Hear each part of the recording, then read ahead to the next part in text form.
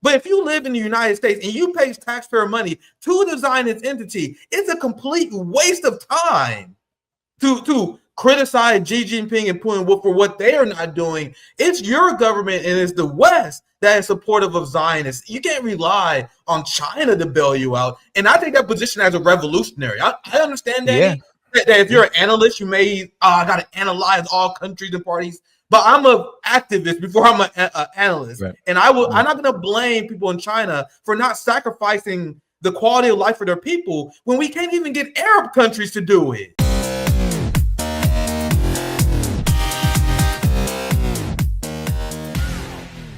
I have received some pushback about my I don't criticize China or even, let's say, Russia for getting more directly involved. And I just want to say that historically, what generally happens when there is, let's say, very concrete solidarity given by, let's say, a stronger country, social, like, for example, the socialist camp during the Cold War, quote unquote, the Soviet Union, GDR, these countries, even DPRK after the armistice post 1953, when they gave aid, a lot of the times it was because of a direct request from the liberation movements, and that direct request was based on a calculation that that aid would lead to the successful victory of the liberation movement. And what we see now is that we don't have such requests coming from the resistance, and we have a country like China saying we respect the right of the people of Palestine to resist by arms, and now it's up to the conditions that we create worldwide to ensure that more room opens up so that the solidarity that is shown, for example, with Israel doesn't lead to a disastrous third world war. Because at this moment in history, what we know, what we can guarantee is that the United States will do anything and everything to protect Israel. Actually, it even stopped the war from going overboard. For example, the 12-day war that Israel tried to wage against Iran and failed. It had to stop that war because it should have gone overboard. The United States would have had to intervene fully, and that would have been a disaster for the United States. The Trump administration is currently spending their time blocking the international soccer community from banning Israel from competing in international competitions. So instead of building stuff like China, instead of focusing on uplifting the working class, you guys see how every single day they are focused on how do we defend Israel? How do we defend Israel? But please continue, Danny. No, yeah, I just wanted to say that this situation, this moment in history, what it really does actually speak to is the fact that the resistance is getting stronger. We had hits, for example, against Hezbollah, the horrific pager attack, and the gross violations of international law that both the U.S. and Israel facilitated to, conduct that horrible assassination attack. And then, of course, we had the overthrow of Bashar al-Assad, and those were indeed hits to the resistance. But the big problem that now Israel and the United States faces is that the very policy that they are pursuing and that they can't pull back from is one that is going to create more resistance, strengthen the resistance, and lead to what some, of course, more military experts will call it a quote-unquote war of attrition, a long-term, low-intensity war that leads to the grinding down of the particular parties involved. That, I think, is a more military speak term for what has happened all across history in resistance to colonialism, which is a protracted war of resistance, which is now accelerating in strength. And so I just caution people, because there's a lot of pessimism about what's going on right now, and it's understandable because so many people are dying. Palestinians are starving, they're getting massacred. There's this humanitarian situation that is absolutely disastrous.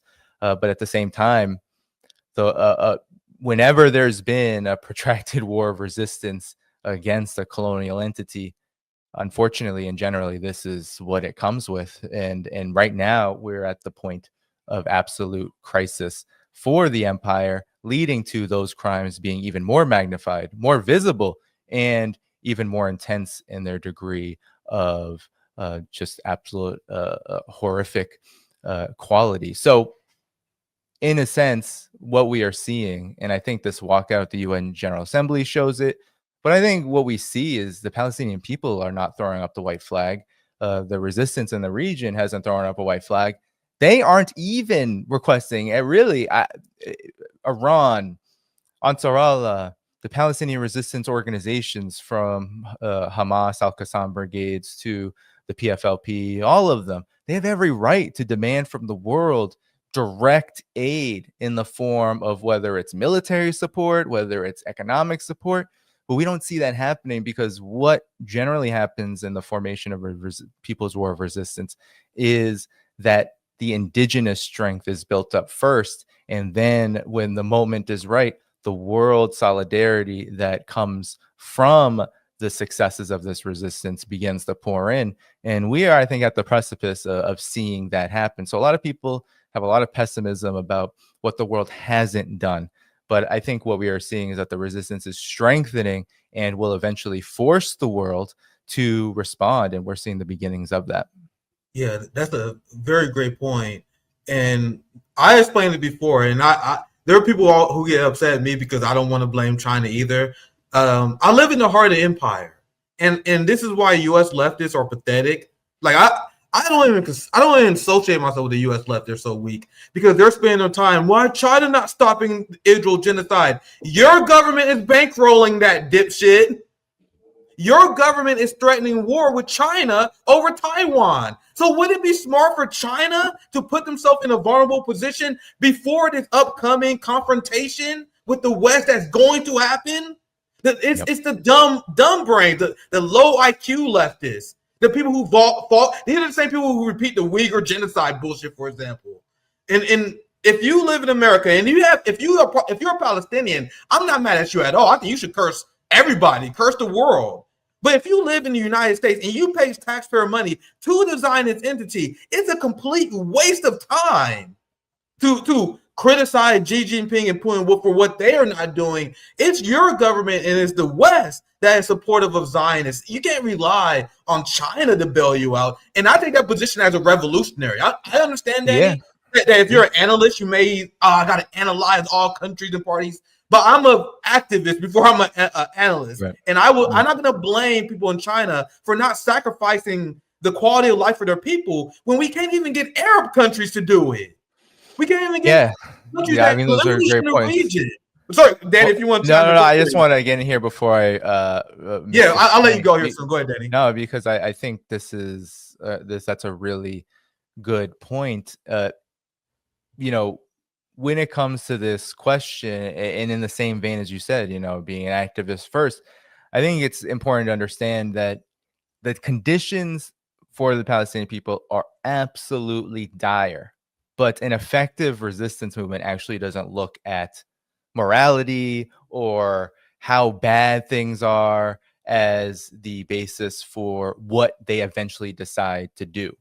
So if the basis for making decisions of a resistance movement like we see in Palestine, of the various organizations on the ground resisting occupation and genocide, if it was about, well, everyone is getting killed and we have to do everything we can to stop it, well, then we would see everything. We would see calls for all around the world. I mean, we see Hamas, for example, politically. They will demand the United Nations to do something. They will demand the Security Council. They will demand the international law be enforced.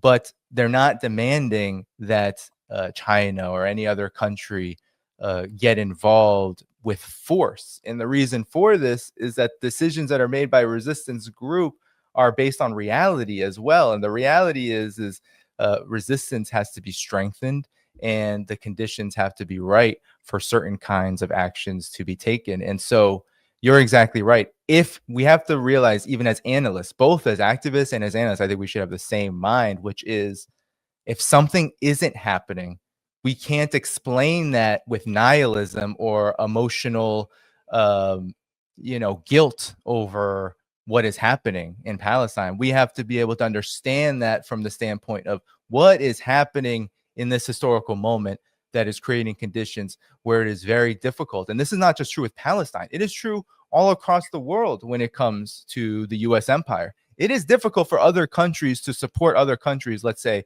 with military support, with aid, these kind of things to movements. There's been a lot of reasons for this, and a big one is that the United States has wielded all kinds of ways to disrupt and destroy. Even if it's not effective, the chaos itself can be a major problem. And this is why countries like China make decisions based on whether what they do will have an effect that is greater, not only for the benefit of the Chinese people, but also the world. So if the calculation is that certain kinds of support cannot be given to the Palestinian people because Israel and the United States are literally blocking it, like literally making it impossible to get aid in, they're literally making it impossible for a world economy to function even under the auspices of quote unquote normal capitalist relations. We have to remember that the United States and Israel are conducting incredibly horrific forms of economic warfare as well, the siege of Gaza, and then of course the sanctions everywhere. And we've just seen with color revolution attempts in Indonesia and the successful one in Nepal, we see that the United States is ready and willing at any point to disrupt development, disrupt any kind of progress that has been made. And so calculations are made. It may not be what we like what we like to be happening. It might not be the ideal, but resistance and progress on the basis of building an alternative to empire often doesn't operate within ideals. Actually, it operates within the real world as it is. And then progress is built on top of that and moved ahead of that. And that's why we see the resistance in the region strengthening. That is really the important focus that I hope people in the United States and in the West begin to focus far more on, because it's the development of that resistance from the principles of self-determination, what has actually worked all across history. It has never been that another country does something to, let's say, the United States or Israel, and that suddenly leads to the crumbling of the regime.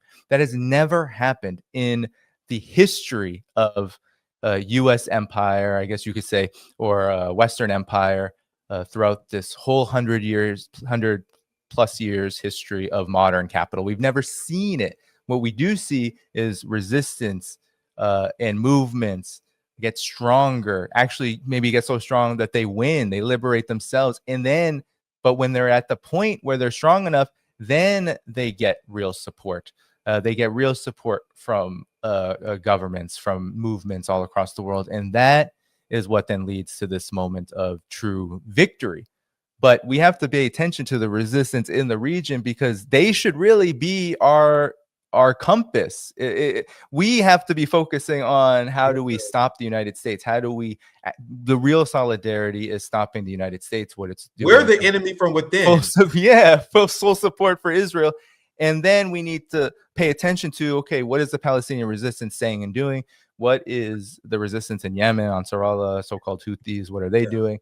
What is Iran doing? What is Hezbollah doing? What are these forces doing that are both building in strength and regrouping and trying to organize a stronger force of opposition to Israeli and U.S. Occupation and empire? What are they doing? What are they saying? And what can we do here, not to quote unquote directly aid them, to get the Fed jackets and all those off of our backs. No, it's not about any direct aid to any kind of movement like that. It is that we have a responsibility and our duty to oppose and take real concrete actions to stop what our government is doing. And that's always been with Vietnam, Korea during the Cold War, when communists and various other movements supported the war of resistance in Korea. On and on and on. The Cuban Revolution, we can go on and on and on of examples of people taking real action against their governments so that those movements could be more successful. And that's really the model that we should be going on, not demanding a country like China, which has every reason to be careful of not getting ensnared into a conflict with the United States. given that it is militarily surrounded, given that its development is predicated upon its ability to be involved in the world economy. It has every reason to be wary of any kind of adventurous moves that maybe some of us who sit in the United States and the West might say, that's not so adventurous, that's not so extreme.